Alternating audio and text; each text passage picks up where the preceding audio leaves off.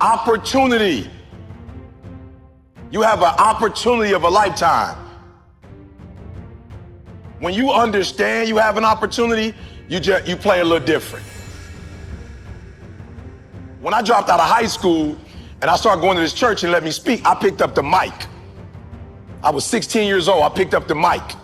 I'm not gonna say it was the best speech I ever did, but when I picked up that mic and got off that stage, I was like, yep, I can do it. So hear what I'm saying, opportunity. I got an opportunity, you got an opportunity. So here's the deal, when you have an opportunity, why would you give 80%? Why would you give 80%, 70%? Why wouldn't you always give 120%? It's sports, it's basketball. Why wouldn't you give 120%? You can't dictate if the ball gonna always go in. You can't dictate what kind of game you're gonna have. You can't dictate how your body is gonna respond to moving around. But you can dictate your what? You can dictate your good. You can dictate your, you can always give 120% effort. And every day I want you to wake up and not just go, I'm sweet like that. I want you to go, I'm not just going with skills. There's a one type of dude who feel like because he's gifted that it's just an automatic road for him. And let me tell y'all something. You are gifted, but you gotta humble yourself. You gotta understand that pride comes before a fall. You may get it, but right now what? Oh, I can't hear y'all. You may get it, but right now what? You don't have it. That's not what gets you in the league. Not what you were born with. You got skill and you got will. You got skill and you got will. Two total different things. You were born with certain things, but to get to the next level, and not just get to the next level, to stay at the next level, you gotta have will. So when you play, you have to compete. I'm a high school dropout. My daddy wasn't in my life. But I found out I had a gift, then I found out your gift shall make room for you. And I'm like, you mean to tell me if I perfect this, I can eat and my kids can eat and my kids' kids can eat? From today on, you play whatever your best game is, you play that level every single time.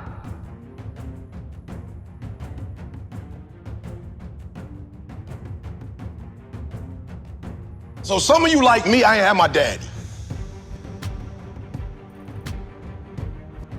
Right, I'm from Chicago, South Side. I had my father in my life. I don't know who my grandfather is. My mom got pregnant with me at 17 years old. I didn't have the people in my life that were supposed to be in my life, so I made some stupid decisions, dropped out of high school, homeless, living in abandoned buildings, eating out of trash can. I promise you, if a speaker came, I was like some of y'all, I wasn't saying nothing, but guess what happened? Guess what happened? Yep, one day I got a why. I got married, I had a son, and everything changed for me. That's why I'm asking you, who do you love? So when people ask me, E.T., why you get up at 3 o'clock in the morning? Why you putting videos up every day at 3 o'clock in the morning on Instagram? Number one, because I want to be the best that ever done it. Like, I honor my craft. I want Dr. Martin Luther King to look at me and go, that's it, kid. I want Malcolm X to look at me and go, that's it, kid. Just like you got the Hall of Fame in basketball, I want to be the Hall of Fame in speaking. I want all the greats to look at me and go, that's it right there. Number one, I'm competing against everybody else in the world. I'm not mad at them, I'm not against them, but when you number one, you don't have to negotiate with your check.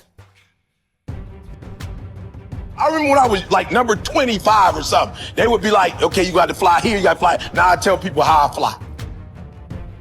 I tell people where I stay, where I don't stay. So number one in the world, what happened? One day I woke up and was like, I got to do this for my wife.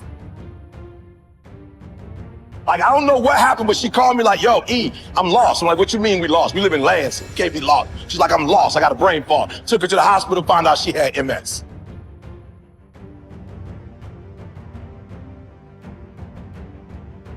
The doctor was like, look, this is the one thing we could tell you. Stress caused MS. I told my girl, you will never work again. My son, I didn't go to college. When you finish high school and go to Michigan State, I'm cashing you out. I found out I had a gift. I started thinking about what my mom need, what my sisters need, and a lot of y'all, you selfish, flat out. How many of you in this room? Some of y'all, you good. You don't make it to the league, you tight work. That ain't all y'all. How many of y'all, your mama really need you to go to the league? Let me see your hand. Hands down, I'm gonna say it again. How many of y'all need to move your mama out that neighborhood and y'all need to put your mama in another neighborhood and the league is how you gonna get there? Let me see your hand. So what I'm trying to tell you is, while you playing, it might be some cats in the league who really are going or who do come from privilege and you like thinking you them. I promise you, I ain't stupid. I ain't Tony Robbins. I don't come from where he come from. I don't come from where Kiyosaki come from. I don't come from where Zen came from. My mama barely finished Embark. I'm from the south side of Chicago. I ain't had no safety net. You acting like if you don't make it to the NBA, you got like some second opportunity that's gonna pay you $100 million. How many of y'all in the room right now, your mama got a safety net? So, other than you making it to the league, you got another way where you about to make $100 million. Let me see your hand real quick. For real, because that's what you acting like.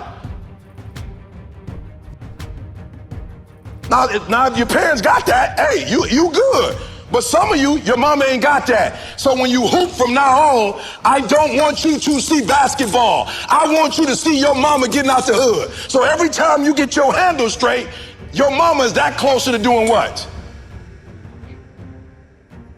Every time you get your character straight, you heard what the man said. He said that they got to choose between the two of y'all. They not choosing the snotty-nosed dude who think he everything, who don't speak to people. You know, when they always pick me, I always ask, why y'all pick me and not the other speakers? They say, because you easiest to work with. Because when you come, you don't talk down to nobody. You clean up behind yourself. He just said, I'm a grown man. They say you clean up behind yourself. You don't cause problems, E. Number one, this is not about basketball. This is about who? Yourself, and then who? Your family. So the days you don't feel like working out, it's easy. How do you get motivated? How you get pumped up? You think about mama and that feeling on draft day. And which one is more important? You get some rest or mama coming to the draft? I'm just being real. Which one is more important? So somebody locking you down, you trying to score and they locking you down, like in your mind you gotta go, uh-oh, this ain't just about me getting locked down. This is about mama not having what? This mama not having what? Food. So at halftime, when coach go back over the stuff, when you come out, what you gotta do? You gotta kill.